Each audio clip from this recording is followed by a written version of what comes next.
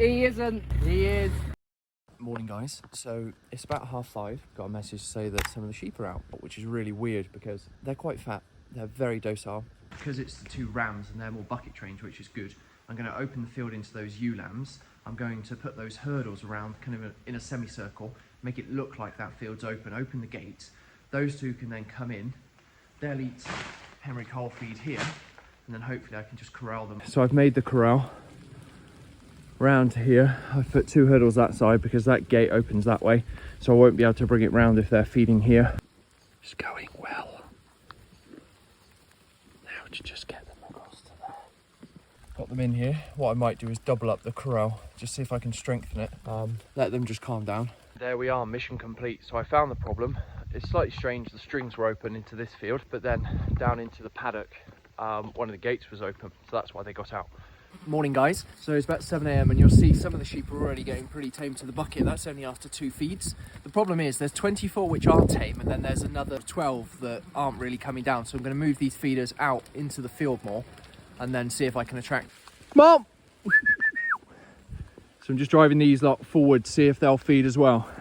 What more could you want? So it's early, sun's not up, it's absolutely tipping it down, and all of my sheep are now feeding at the trough. That was a great 15 minutes. So as a quick side note, all these sheep here were twins, and it means that they're slightly smaller than maybe some of the singles. Now, the numbers that we were buying, it made sense because they were cheaper, and ultimately just the same as crops. They will catch up in weight and height. That's not a problem. If you were buying thousands, then you'd have to buy strong singles because they would compete with one another. So for our system, this works really well to get slightly smaller ones, knowing that we've got ample ground for them to be able to catch up and gain their weight before they then go off the stores next year. So after like 2 weeks of rain, it now seems like it's pretty dry and sunny overhead. It's not dry enough to take the Mapbro up and actually push the stakes into the ground with the Mapbro, but at the same time it's going to be dry enough to access the ground. So if you haven't seen the video where I topped around the bank, because I need to move the ewes into it, I'll put a link up above. But this morning I just spent an hour or so picking all of my temporary fencing system up from the field over the road. I've got it in here for now, and then I'm going to bring the Defender down, grab all the plastic stakes, grab the wooden stakes, grab the 3 RAPPA spools and its RAPPA metal post, and then we'll go up and I'll show you how I do temporary fencing. If you haven't seen it, most people are familiar with RAPPA. It's RAPPA. It's basically 3 spools which sit on a stake, and they're guided by that sort of triangle piece, and then you just pull it out and round. Really simple system. It suits me. You can also get like quad attachments and stuff, so you just drive out around the field and it automatically rolls out.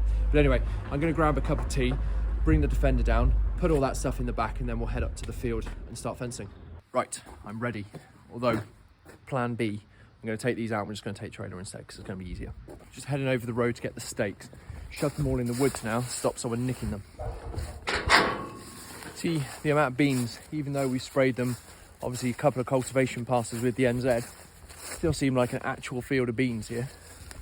But this is where the wheat's going to go into. Well, 2 of the fields the wheat's going to go into anyway. That was when we had pigs. We kept them, they're still in the freezer, we're still getting through them now. Yeah, I've got these, which I'm hoping 400 meters is going to be enough, I'm not sure. It's actually an absolutely beautiful day. What it isn't is dry.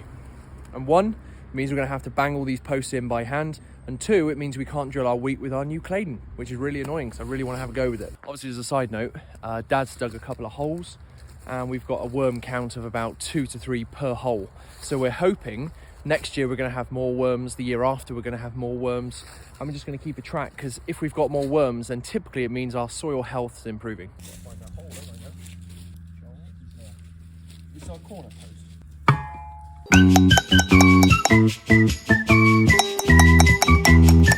So basically we're going to do this all the way around, and then we're going to set a RAPPA system up down there. Now the important thing is make sure the RAPPA's facing this way. I want the wire to end the other side of the gateway, so that when we come in all we need to do is tape back 2 or 3 meters of wire. If you put it around the other way, in theory we'd have to pin the wire down with stakes and then try and get the sheep to go across it, which ultimately they're not going to do. This YouTube filming and actually farming at the same time is actually quite difficult.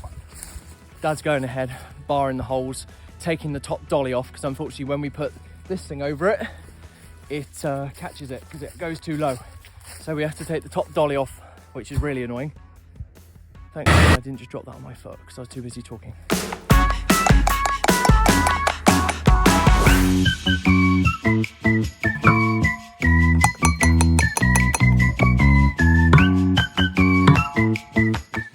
Right, so that side is done. I'm just walking up. Do you remember I put this strip up the middle to allow the sheep to be able to funnel up? Do you know, funnily enough, it took us probably 2-3 years working out that we should carry the spool of wire around and leave the end where we want to start, as opposed to putting the spool down and dragging out the wire from the drum and letting it spin out, which makes life so much easier. Come in sooner. Yeah, so there's a broken dolly there. Actually, there's also a broken dolly down on the one that had the NFU sign on it. So you've done our environmental. We've nearly taken the hedge up by a foot. You can see the old cut line.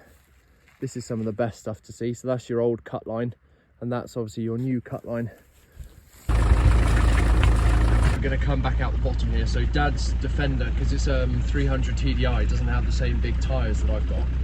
So it means once we've committed ourselves to this bank, we can't really come back out. Look, lucky us, we've got another one of these balloons. Wooden stakes are done. The plastic stakes have just been put out. So I'm going to go down, we're going to put that metal one into the ground, and then we're going to start working our way this way. Jesus. So we're choosing this method because it saves me walking up and down the hill. Although my arm is still pretty stuck, and I think the Defender might be getting a bit stuck now. Oh, give it a pony!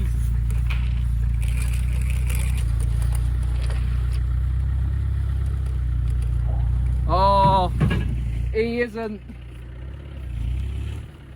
He is. Bloody hell.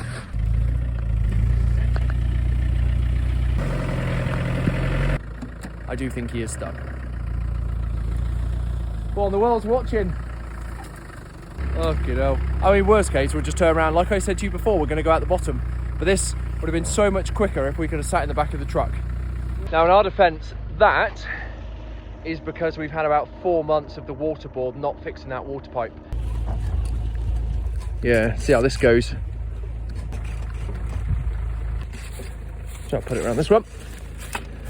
It's harder with the camera in hand. It's important to have a bit of a laugh with it. What we weren't sure about is whether the 400 metre spool was going to go all the way around, but I think, touch wood, it's going to be all right. So sometimes things like this are quicker, sometimes they don't work at all. That's us sorted, so we'll go see what else we can do now.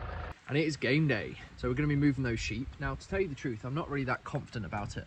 We don't know the sheep that well. They've only been here for, what, 8 weeks or so? So hopefully it goes well. Mum's going to block the lane at the top. I've got the feed. They've only come to the bucket like 2 or 3 times. Dad's going to be behind to then sort of jeer them on and push them up. So hopefully they're not going to cause us too many issues. But sod's law, it's been sunny all morning. The minute, and I honestly mean the minute I stepped out of the house, it just started raining. Right, so it's go time. Park my car here. Dad's just dropping off the battery. Sheep are way up on the hill, so I'm going to get this feed out and hopefully they'll start to come down to this fence. And once I've all got them kind of where I need them to be, we're going to shut that gate, and then, as I say, Mum's going to block the top of the lane, and we're going to bring them out from here, up there, and then into the field that's up above. So fingers crossed. This one slowly is turning into my favourite sheep because he seems the most friendly. Right, let's give it a go. Come on then! Oh, here we go. Feel like Kate Bush running up this hill. Maybe she just sang about running up a hill.